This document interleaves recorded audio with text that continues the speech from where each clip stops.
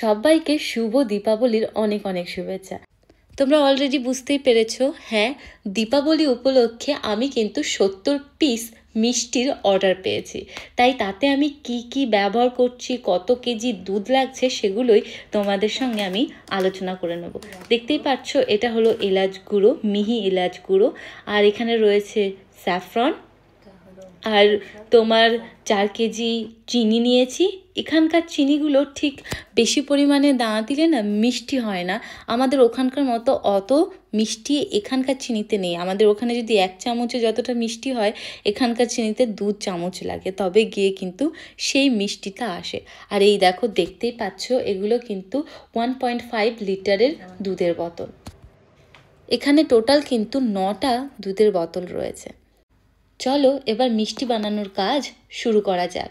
7 litre দুধ যে আমি একসাথে গরম করব সেরকম কোনো বড় পাত্র আমার কাছে নেই, তাই আমাকে কিন্তু অল্প অল্প করেই করতে হচ্ছে।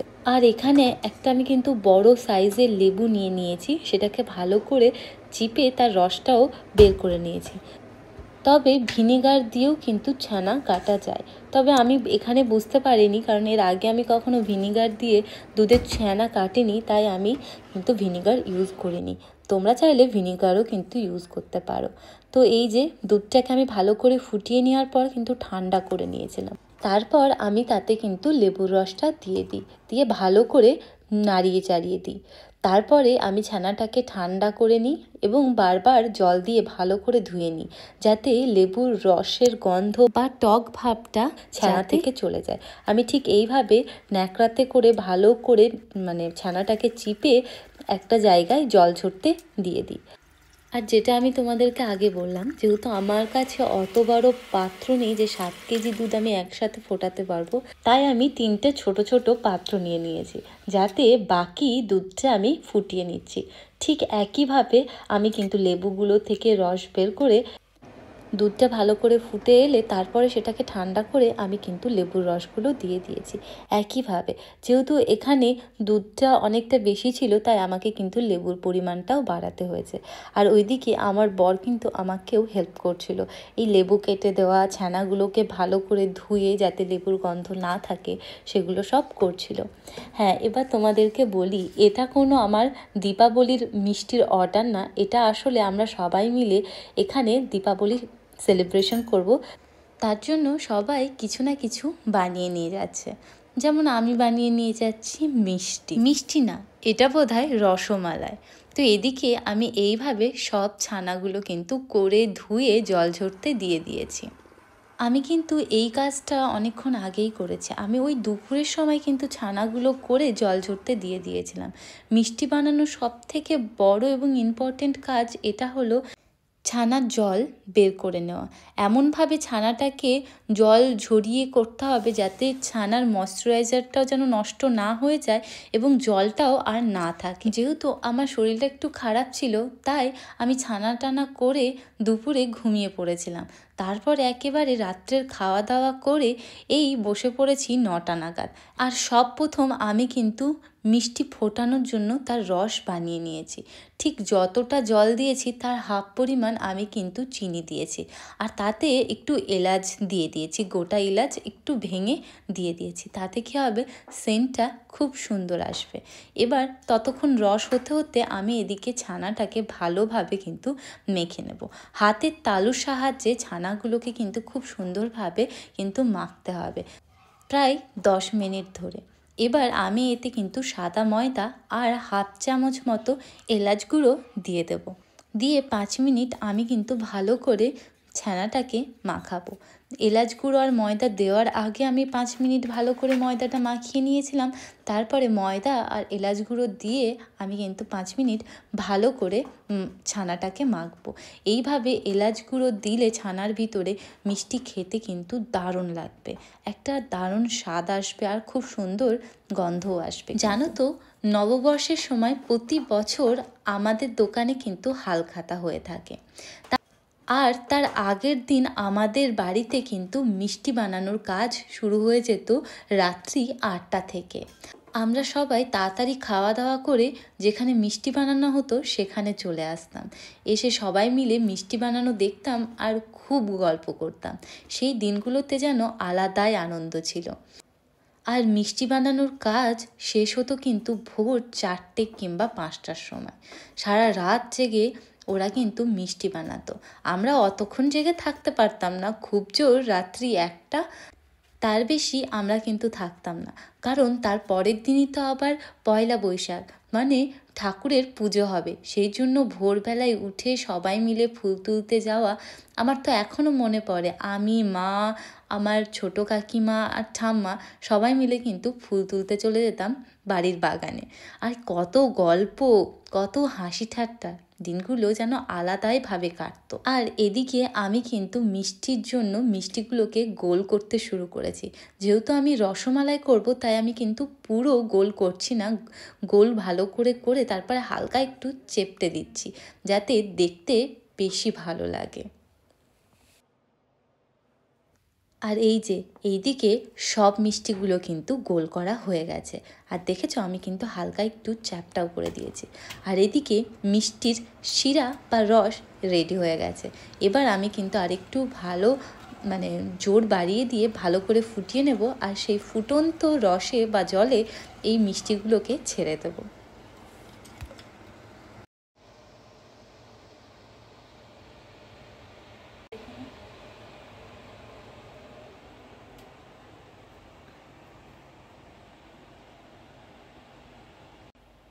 দেখেছো আমি সব মিষ্টিগুলো কিন্তু রসে দিয়ে দিয়েছি। তবে জায়গাটা যেহেতু ছোট, আমার মিষ্টির পরিমাণটা একটু হলেও বেশি দেওয়া হয়ে গেছে। তাই আমি বুঝতে পারছিলাম না কি করব। যেহেতু জলে দেওয়া হয়ে গেছে রসে, তাই আমি আর কিছু করতে পারলাম না। আর দেখেছো এখন কটা বাজছে? রাত্রি প্রায় 12টা বাজতে চললো।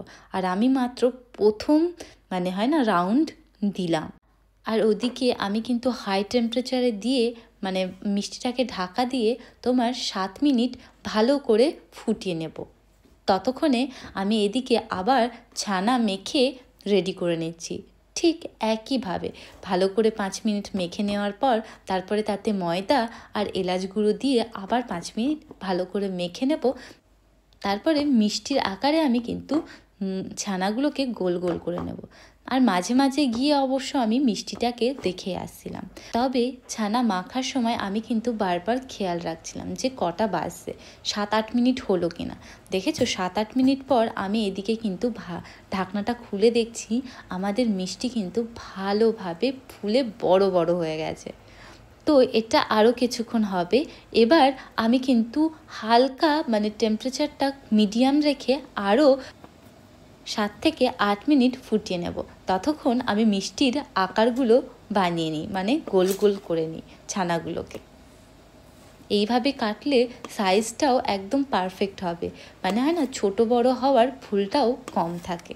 আর এদিকে আমি মিষ্টি বানাচ্ছিলাম আর আমার বর কিন্তু আমার ভিডিও করে দিচ্ছিল, সাথে সে নিজের কাজও করছিল।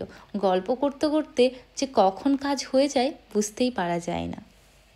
তবে মিষ্টি যখন গোল করবে ভালো করে গোল করবে, না হলে মিষ্টি কিন্তু ফেটে যাওয়ার চান্স অনেক বেশি থাকে। চলো এবার দেখে আসি আমাদের মিষ্টিগুলো কতদূর কি হলো। তো আমাদের 7 থেকে 8 মিনিট হয়ে গেছে। তো আমি আরও কিছুক্ষণ লো টেম্পারেচারে ফুটিয়ে নেব। চলো 1 থেকে 2 মিনিট আমি ভালো করে ফুটিয়ে নিয়েছি। এবার আমি একটা মিষ্টি তুলে ঠান্ডা জলে দিয়ে দেখব যে মিষ্টিটা আদৌ হয়েছে কি হয়নি। সেটা বোঝার জন্য আমি এই ঠান্ডা জলে মিষ্টিটাকে ফেলে দিলাম। মিষ্টিটা যদি ভেসে উঠতো তাহলে মিষ্টি এখনও হয়নি, আরও ফোটাতে হতো। যেহেতু মিষ্টিটা একদম নিচে নেমে গেছে, তার মিষ্টিটা কিন্তু হয়ে গেছে। এবার আমি সব মিষ্টিগুলোকে কিন্তু একটা একটা করে নামিয়ে নেব। তবে খুব সাবধানে মিষ্টিগুলোকে তুলতে হবে, না হলে খোঁচা লেগে মিষ্টি কিন্তু ভেঙে যেতেও পারে। তাড়াহুড়ো করলে কিন্তু মিষ্টি ভেঙে যাবে। আমি লাস্টের দিকে অনেক তাড়াহুড়ো করেছিলাম বলে কোনার দিকটা বা সাইডের দিকটা 1-2 আমার সঙ্গে কিন্তু ভেঙে গেছে।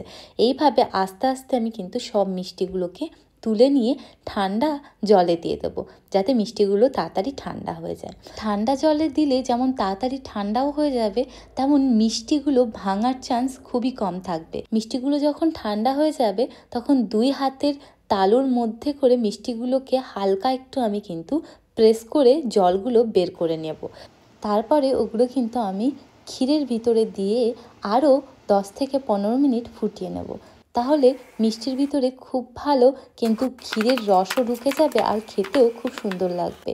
তো আমি ক্ষীরটা মানে ক্ষীরের যে মালাই, রসের যে মালাইটা করব, সেই মালাইটা কিন্তু আমি অনেকক্ষণ আগেই করতে বসে দিয়েছি। এখানে প্রায় আমি 2.5 লিটার দুধ দিয়ে ভালো করে ফুটিয়ে ফুটিয়ে কিন্তু ভালো ক্ষীরমালাইয়ের জন্য কিন্তু মালাই করে নিয়েছি। আর এদিকে যেহেতু মিষ্টির রস অনেকটা কমে গেছিলো, তাই তাতে আমি কিন্তু গরম জল আর চিনি দিয়ে আবার মিষ্টির রসটাকে কিন্তু বানিয়ে নিয়েছি। আমি কিন্তু এইভাবে টোটাল 7 বার মিষ্টিগুলোকে কিন্তু করে নিয়েছি। যেহেতু আমার কাছে অত বড় পাত্র নেই, তাই আমি কিন্তু অল্প অল্প করে মিষ্টিগুলো বানিয়ে নিয়েছি। এটা নিয়ে আমার কিন্তু 3টে রাউন্ড চলছে। এইভাবে আমি টোটাল 7 বার করে নিয়েছি। এবার আমি মিষ্টিগুলোকে কিন্তু ঠান্ডা জলে ভিজিয়ে হালকা হাতে প্রেস করে সব জল বের করে দিয়ে তারপরে এবার কিন্তু আমি মিষ্টিগুলোকে মালাইয়ের ভিতরে দিয়ে ফুটিয়ে নেব। ক্ষীরমালাইয়ের মালাইয়ের যে কালারটা হয় সেটার জন্য আমি কিন্তু এখানে কেশর ইউজ করেছি। এটা আমি কিন্তু গরম জলে প্রথমেই ভিজিয়ে রেখেছিলাম। এবার এই ফুটন্ত দিয়ে আমি কিন্তু দিয়ে দেব। আর এটাতে আমি কিন্তু আগেই চিনি দিয়ে দিয়েছি। তবে আমি ডাইরেক্ট ফুটন্ত দুধে চিনি কিন্তু দিইনি। আগে জল গরম করে চিনিটা দিয়ে ভালো করে মিশিয়ে নেওয়ার পর আমি কিন্তু দুধে সেই জল আর চিনির মিশ্রণটা দিয়ে দিয়েছি। এইভাবে চিনির জল দুধে মিশিয়ে করলে কিন্তু যতক্ষণ না মালাইয়ের কালার আসছিল ততক্ষণ আমি কিন্তু কেশরের জল দিয়েছিলাম। আর এখানে দেখেছো কি সুন্দর রসমালাইয়ের কিন্তু মালাইটা পুরো রেডি হয়ে গেছে। তবে এখন আমি রসমালাইয়ের মালাইটা খুব বেশি ঘন করিনি। যদি খুব বেশি ঘন হয়ে যায় তাহলে মিষ্টির ভিতরে কিন্তু রসমালাইয়ের মালাই ভালোভাবে ঢুকবে না। তাই এখানে সবসময় কেয়ারফুল থাকতে হবে। দেখতেই পাচ্ছ এদিকে আমাদের রসমালাই কিন্তু একেবারে কমপ্লিট। আর এদিকে রসমালাইয়ের মালাইটা অনেকটাই কমে গেছে। তো এখানে আমি আরও দুধ দিয়ে মালাইটাকে কিন্তু আরেকটু বাড়িয়ে নেব, সাথে একটু চিনিও দিয়ে নেব। আর এইদিকে দেখতে পাচ্ছ মিষ্টিগুলোকে আমি কিন্তু জল থেকে তুলে হালকা হাতে প্রেস করে জলটা ঝরিয়ে আমি কিন্তু ক্ষীরমালাই বা রসমালাইয়ের মধ্যে কিন্তু দিয়ে দিচ্ছি। আর এদিকে আমাদের কিন্তু 70 পিস মিষ্টি পুরো রেডি। আর এখন বাজে কিন্তু রাত 3টে, কারণ আমি তখন নামিয়েছিলাম 2:30 বাজে। তারপর ওটাকে ঠান্ডা করে তারপরেই আমি কিন্তু ঘুমোতে গেছিলাম ঢাকা দিয়ে।